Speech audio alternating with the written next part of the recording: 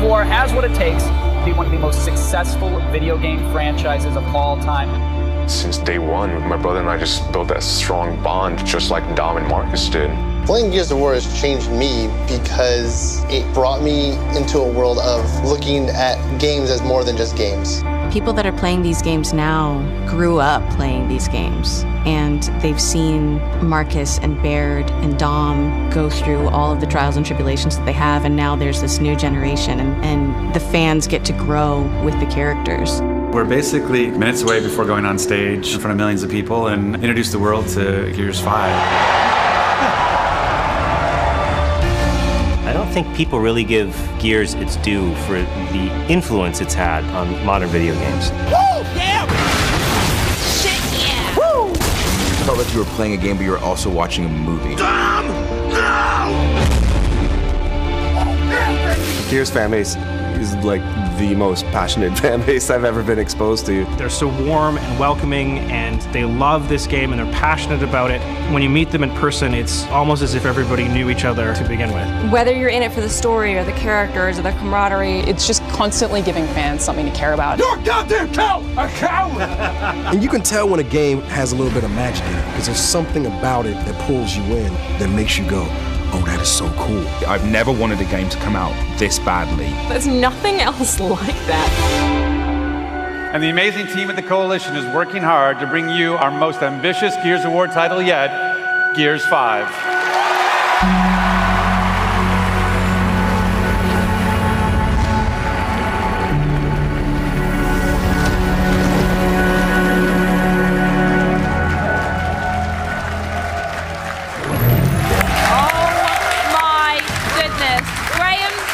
Legitimate chills.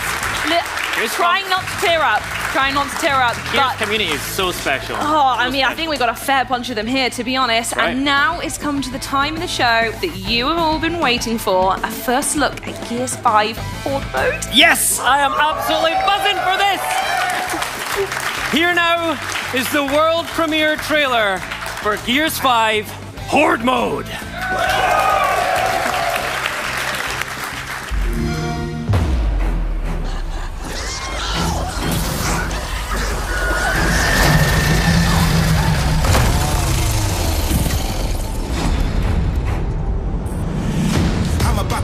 From the shadows, like a lion on the grind coming at you. I'm a menace for the vengeance, so relentless. Hope you're ready, cause I'm here to battle. Death from above! Boom! Come out, wherever you are! Now you see me, now you don't. When you see the white in my eyes, better run, better hide, don't survive in what I'm on. Jack, hijack! I ain't here to play around. If I were you, I would run right now. Good work, Jack. Bang, bang on the ground. Oh, yeah. Watching every move you enact on. Help me secure the test. Next step is your last one. Yeah. Orcs deployed. Getting closer. Make a wrong move and it's game over.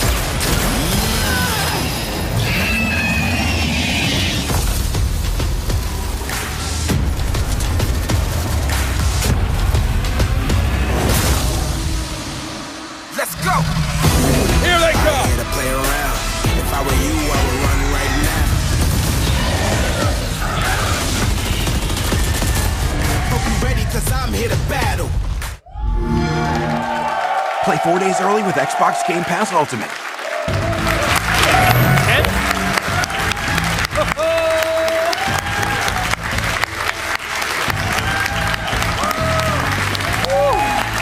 Hey, get it? I might just keep clapping. I don't think I'm never going to stop clapping. Just how we like it. I just clap through the next segment. Well, in that we saw gameplay, ultimates, and, sorry Graham, but one very badass looking drone. Yes, mate. But before we bring the Coalition to the stage, Xbox's Catalina Macedo caught up with the team to take a deeper look into Horde for Gears 5. I'm Katarina and I'm here at the Coalition Studio. Today I'll be talking with studio head Rod Ferguson and multiplayer design director Ryan Pleven about the upcoming Gears 5 Horde mode. Just being here at the studio, you can really feel the excitement and the passion that went into this game and this mode. So let's go check it out. We always talk about co-op as cake and not icing, that co-op is central to what it is to be Gears. And so I feel like Horde is sort of a really large expression of that with 5-player co-op.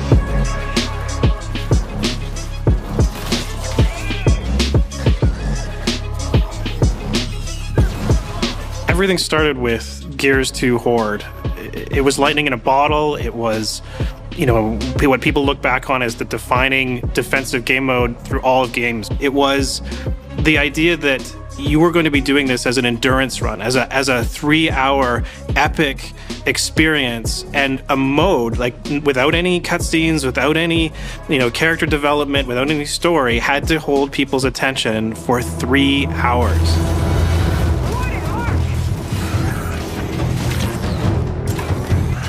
And with Gears 5, what we feel that we've done really is almost the complete realization of what Gears 2 set out to be. The big thing for us now is this idea of ultimates. Basically, characters used to be just defined by the weapons they carried, and you were all the same. You just looked kind of different, and because you all could carry the same weapons. But now, every character has its own ultimate ability, its own special ability it can bring to the game that changes how you play. You could look over and see Kate trying to gather power, and you know that she has an ability to turn herself invisible, so you don't need to worry if she gets in a tough fight. There's also a really big thing called taps now, which are these energy geysers that show up around the map. Because generally, once you find in Horde, you would lock in on a particular place and you would defend from that place for the entire 50 waves. Now, in order to get as much power as possible, to get as strong as possible, you actually have to move and expand your base to go and capture those energy taps. And every 10 waves, once you beat that boss, a new energy tap appears and you have to go and capture it. So it's really changed the dynamic where now it's much more aggressive than it was in the past. For the first time, your character will start with all the cards that they've already equipped, but they will then increase the power of those cards and increase the power of their core abilities over the course of the game. And that progression is then reset, and you can do it again the next game. And this means that every game feels fresh. If you can try a different combination of perks that work with your cards in a specific way. Seeing people make a certain build, like here's a Kate build, I use these cards with these perks, and here's a Dell build, and I think it will be really exciting to see them mix and match and see these different playstyles come together. One of the things that we've done that is subtle but super important is that whenever you pick up power, which is the currency in Horde, that power gets equally distributed amongst everyone. And that means that if you see some power on the ground, everyone will want you to pick it up. And then we've added stuff to give more information to the players, and things like health bars over bosses and mini bosses. And so there's little feedback mechanisms, and it allows you to play differently, because now I can see that the mini boss is on very little health, so I can I'm going to get aggressive because I know I can do it. Or I can see, oh, they still have a lot, so I'm going to hold back. To take characters and push them even further, we've added Jackbot as a playable character inside Horde. It's one of the most pivotal roles on the battlefield. Jack can fly anywhere on the map. He move really quickly, faster than anybody else. He can heal people, repair things. Really, he's the jack of all trades, and you really want him to be your best buddy. Over time, we're going to add new characters, and with each character we add, the meta will change. We will have different combinations of strengths. We'll have different team compositions that will be beneficial to certain kinds of players. Every time we add a new character and every time we add a new map, what we hope to see is the Horde community come together to explore this space and show us what the best combination of characters is. And so that idea of finding 5 people who know how to balance the classes, know how to balance the characters, and know what the objective is and what you're trying to do, and everybody's playing together in lockstep with each other, there's nothing more special than having that alignment and succeeding on that goal. It's really, by far, from our point of view, the most intense, engaging, action-oriented, fierce, epic defensive mode there is in video games. I really like that Horde creates a dependency where you work together as a team, and you can be successful kind of, lone wolfing it, but not as successful as coming together.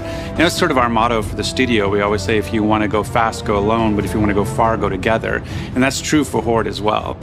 It's been so exciting to be here today. As a Gears fan since Gears 1, I cannot wait to get my hands on the new Horde mode and all the new features. If you are a Game Pass Ultimate subscriber, you can get Gears 5 on September 6th. For everyone else, the game will be available on September 10th.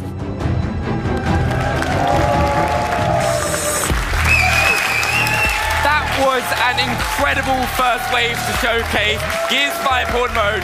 Now, can I get a huge round of applause for Rod Ferguson and Ryan Cleveland for joining us here on Inside Xbox.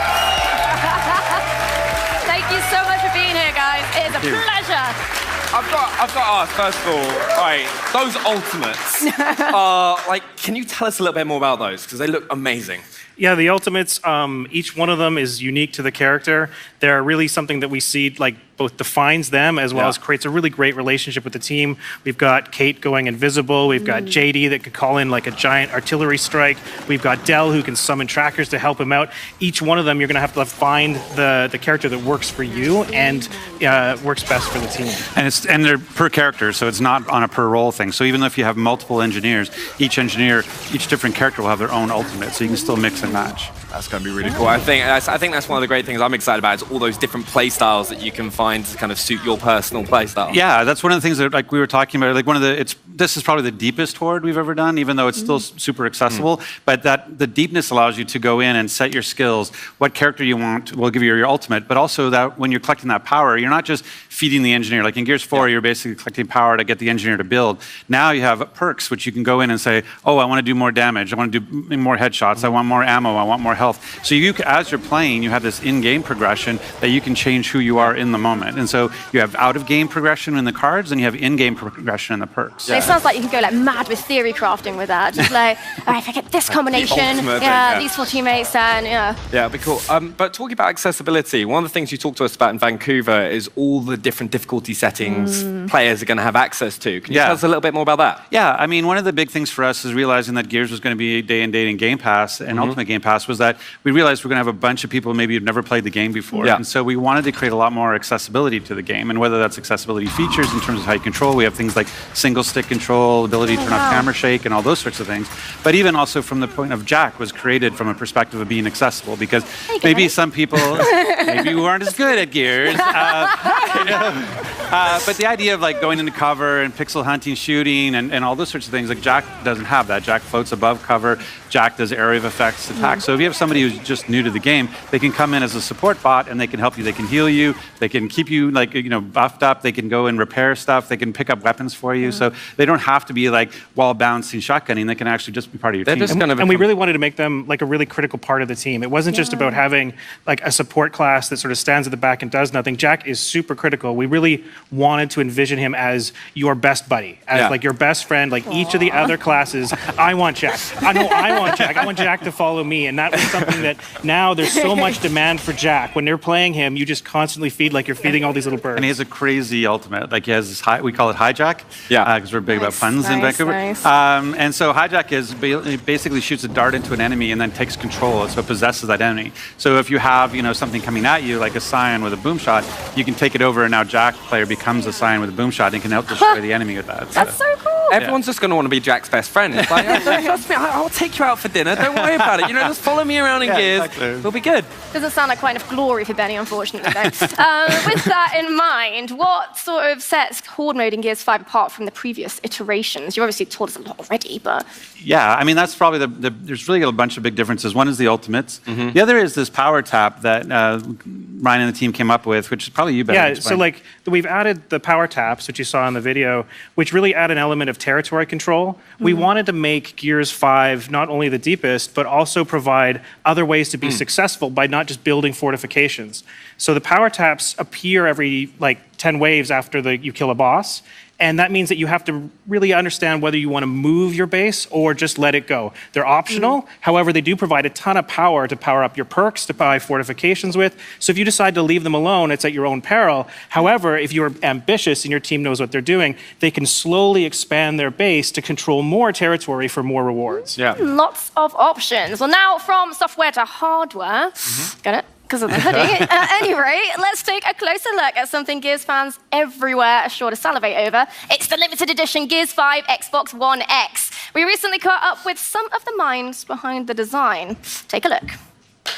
I always want Gears to stand unique in the way that it pushes on innovation and storytelling in the hardware. And that was the hard part for us, is like, okay, what are we doing with this? What story are we telling? How we make it feel premium? And that was the biggest challenge. When we were designing the console, we imagined that Kate was walking across a frozen lake, like the one that you see in the E3 trailer, and something in the ice catches her eye, and she leans over and clears a patch of snow, and she sees a reflection of the Omen looking back at her. In reality, there are electronics in this console. There's no way we can put, an Omen 2 inches inside of it. So we had to create an optical illusion that would make it look like there was an Omen trapped underneath the ice. We were able to express the idea by laser etching these ice cracks around the Omen. We've never laser etched that much before. I mean, the laser etching is all over the console. The ice is cracking all over the console. Theming the controller after Kate Diaz was really a natural because she's like the main character in the game, and she is exploring this Arctic environment. She wears an Arctic armor, which is new in the game, which was exciting to us. Whatever we were going to work with in terms of accessories and hardware, we wanted to family with what the console was going to look like. And so we were able to work with Seagate on some amazing 5 terabyte and 2 terabyte drives that look basically like mini versions of the console. It was going to look perfect right next to it. And we worked with Razer on like keyboard and mouse. It's one of the first, I think, wireless keyboard and mouse for the console. And then get a whole family of products that all fit together. So working with Rod is an awesome experience every time. He understands how to point out the meaningful moments that we can really pick up on as industrial designers and bring into the physical world. We always walk away from these design collaborations with him feeling like this product is so authentic. Like it couldn't be any more authentic because it's so closely tied to all of our conversations with him.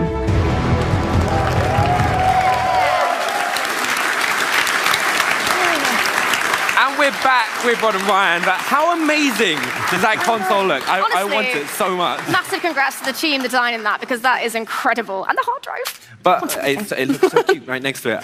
But that's not all we've got to talk about today. You've also got some news with our friends over at Valve. Can you tell us a bit more about that? So the first time we're coming to Steam, and today you can start pre-ordering today for Gears 5 on Steam, and there'll be crossplay. So it's going to be awesome. Yeah.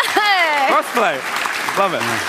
Absolutely excellent. But that's not the only partnership news for Gears today. Rod, please. Yeah. Tell us what Gears plans to do with Halo. We talked about the Ultimate Edition. We talked about being Ultimate Game Pass. We really didn't talk about what you get for doing that.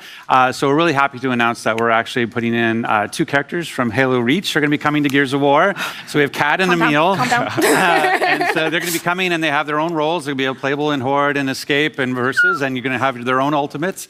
You want to talk about the 2 ultimates? Yeah, so we really tried to be very authentic to Halo while still making it kind of integrate into the Gears world. So we've got the drop shield on Emil, and that we looked at Reach and we wanted to make something that Halo fans would really recognize as a true drop shield. And then we've got the hologram on Kat, and it's she's the subterfuge expert, and so she's going to distract the enemy while everybody else goes and does something else. And it's the same actors. So we went out and we got the original cast, and so after a decade, we brought them back into the booth and we re-recorded. It's the small details, and you know what? We've got a video that shows off exactly that. Check it out. Looks amazing.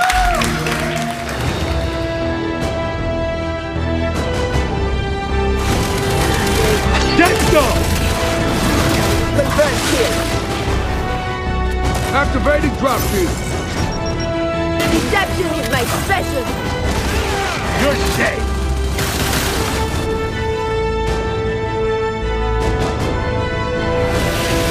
Here. Yes. Like, it just looks amazing. Every time I've seen that, I've gone, that looks sick. It's just natural. And it's nice that it goes beyond the characters. As you can see, they got custom weapon skins, custom banner, custom mark, like all the customization stuff that we have with it as well is really cool. Yeah, I cannot wait to kind of get my hands on with them. But we've been talking partnerships, and you've also got a clothing partnership, which I've lived in for like since E3. Literally have to peel it off. Please, Benny, wear something else. Wash it occasionally. Exactly. Washing, please. Yeah, I mean, we've been working with the folks at Bathing Ape to create their. They have an ape line that you got a tease of at E3 with our blue. Yeah. And you can see we're doing it as in game as well, so that blue is coming to inside the game that you can wear as part of a case of sort of the camo outfit.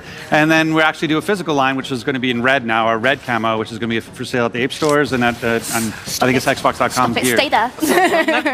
I'm just wondering, I just want to get my hands on it. I hear a red one, I've got a blue one, I need the red. Needs the set. Yeah, it looks really, really cool. And it's a different styles than what you saw from the blue at E3 and different designs. And so I was intending to bring it with me today, but customs is fun. So, Honestly, it's probably a good joke you didn't. It wouldn't have made it out here, I'm going to be honest. Although I do enjoy the Canadian uniform you're wearing for me, so I appreciate that. It's very much appreciated. I'm going for the red theme already, right? I just need the hoodie. You need a bigger beard, though, if you're going to go lumbersexual. You need a bigger beard. It doesn't grow. I tried. That's the main thing. But also, the streetwear lover in me is keen on what's in store for Gears and Bathing Ape. How can I get my hands on the hoodie? Because it's not here. No, it's not. No, they have their stores like in New York and LA. Yeah. Again, they'll be limited on the Xbox Gear store, and then again you can get it in game. All right, amazing. I'm just going to wear matching hoodies in game. That's going to be it. I'm very excited. Rod, you might be done on our stage, but you're going straight to the Gamescom opening night broadcast. Can you tell us what's going on? Yeah. Since E3, we've heard a lot of people asking about but what about the campaign? We're going to talk about Escape, we're going to talk Versus, we're going to talk Horde, which we were doing. People want to know about campaign, so I'm going over to talk to Jeff Keighley, and we're going to put out a new story trailer. All real-time cinematics is all from the story from the game itself, and we're going to talk a little bit more about Gears. I'm so excited. But I've just got to ask everyone in here, can we just get a huge round of applause to the Gears? It looks amazing. Rod and Ryan, thank you so much for joining us. And I think it's safe to say